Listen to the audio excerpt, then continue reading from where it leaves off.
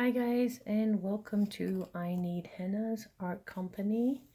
We are doing day 2.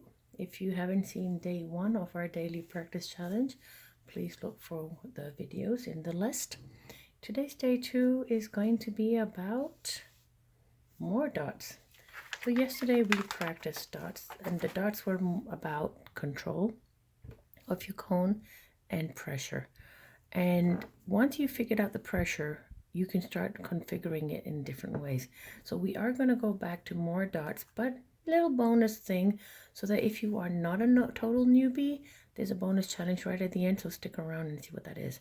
So what you need, same as yesterday, graph paper. As I told people, I do prefer to have the graph paper in my home, which I can't find. So I just went to this website. I'm not affiliated. I'm just telling you where I went. Feel free to find your own graph paper somewhere else. And there were two options. There was the black lines and blue lines. The blue lines do not print out well, so not on my printer. So if you want, choose the darker one and you can see them. I did start off on this yesterday, and it is day 2. We are going to just switch that around and make that day 2, and we'll just call that dots more. So yesterday we talked about using pressure to create equal dots. I asked you all to make several rows and ideally a page per size of each dot, because the more you practice, the better you get. And then I said change the size to a larger one and then try to go bigger and bigger and bigger. If you did not have a henna cone, you could obviously use a pen and just take the pressure more and more. And because there isn't paste there and it's a flat surface, you're not working with the 3D paste, you will need to use your arm more to make the circles like that. Okay, so that was day 1. Day 2, we're going to do some little changes with the dots. We talked about making equal sizes, but what if we start creating patterns with the dots? So here's what I want you to do. I want you to look for making a small, a big, a small, a big, a small, a big. Okay, we'll switch that over to the henna. And again, this is just an idea for you to practice on. There is no compulsion in here. Just do what you feel like, but I will do small, big, small, big, small, big. Now I want to give you a little tip as I'm going along, and as you can hear me saying small, big, small, big, this is a tip that I do for myself when I am at an event. I've done a bride for 6 hours and then I'm running off to do the wedding party or the henna event right after. My brain is a little bit zombified, and I honestly will lose track of what I'm doing unless I say to myself small, big, or I might be doing a different pattern. I might be doing small, small, big, big, small, small, big, big. What's next? Exactly. Small, small, big, big. Okay. And we are creating patterns by saying it out loud in your head, not out loud, in your head. You're actually trying to create the visual memory. One of the advantages of that, one of the advantages of everything we are doing, this slow pace, is developing muscle memory, developing visual memory, and developing mental memory. By having all these developments in place, you will start seeing that you're going to the henna event and going faster, and it becomes autonomous. It's honestly just something that you do without even thinking once you've put the practice into it. And that's why we talk about it. Now, the times I tend to use these are when I'm making the chain bracelets and things like that, and I like to vary my design. And then you can do another design. For example, you can have very big, and then a little bit big, then a little bit smaller, and then just small. Okay, now notice I went back on that one. I didn't feel it was small enough in comparison to that, so I just made it it was going to be small as that one, so I added to it.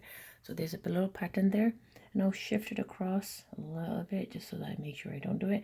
The reason for using graph paper in such exercises is the spacing is set up for you. So the spacing will be more cleaner. You can see what you're doing. You'll feel more proud of yourself and you're hopefully inclined to do it more.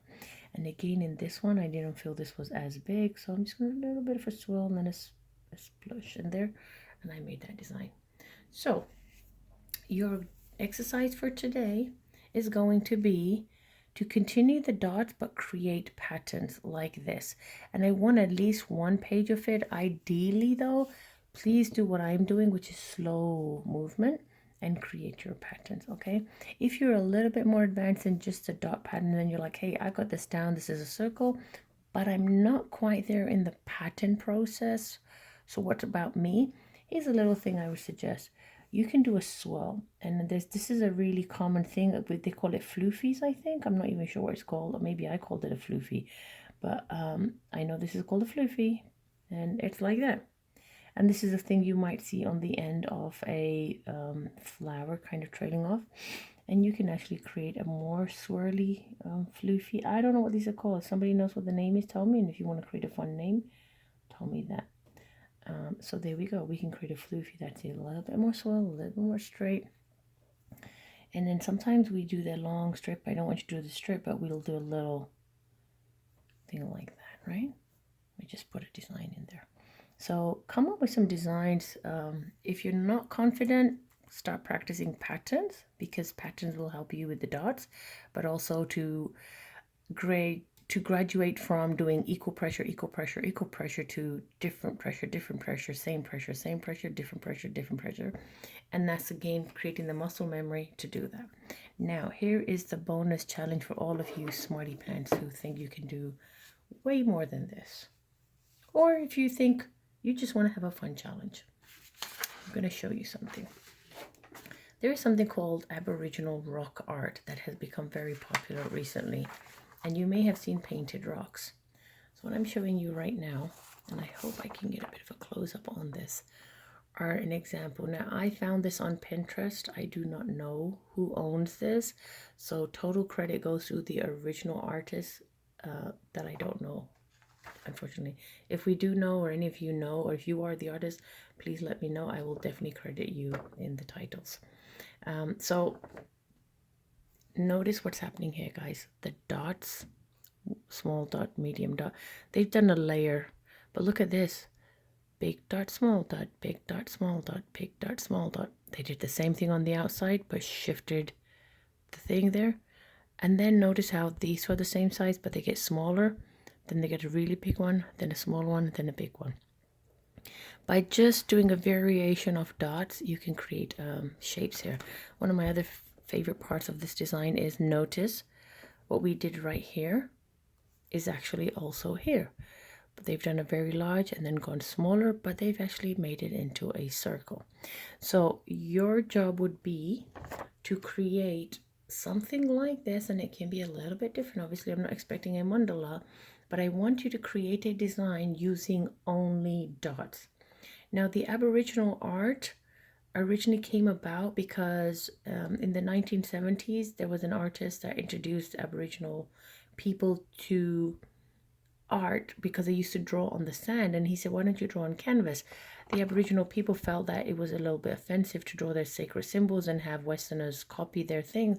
So they said to change that, they did many more abstract art, but using only dots to conceal some sacred elements and also to remove anything that may be copied or culturally misappropriated by other cultures.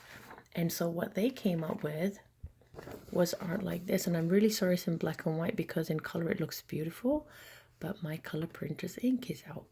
And we're going to try to zoom in here, but these are all dots, but they're all varying size dots. Notice that here. And then notice the patterns that they have over here. They've got a few mandalas and a few dots, but they've been pulled, and again more dot sizes. So if you are, and of course we have some squares, large dots, the arches there, but if you are feeling really good about this, how about you try to create an abstract art piece like this? So total beginner, no idea what you're doing in terms of how to put a design composition together, please start working on the darts by using variation. If you feel like it, go ahead and do the floofies. I need a minimum of 1 page because the more you practice, the better you get. Every time somebody says to me, I wish I could do your work, I can tell you now that my art sucked when I first started out in henna. It was from practicing regularly and often as possible that I actually improved. And that's what I'm trying to encourage you guys to do. So that is for the total beginners. If you're on the next level, you want the challenge, go ahead and do something like this, put the things in there. Newbies, you can go ahead and try this. This is for anybody, but I'm just giving categories. And the super bonus is if you're really feeling like the challenge is to create an abstract piece using only dots like this. And don't forget to post on our Facebook group, which is the Daily Art Challenge. So the Facebook group is Daily Art Challenge. If you would like to join our daily art practice, come on in and say hi to us and join up. And we'll give different daily practices every day. And eventually we'll get to a point where we'll be just posting your art and not worrying about small challenges like this. So thank you for watching. Let's get that henna cone going, and I'll see you tomorrow for the next challenge.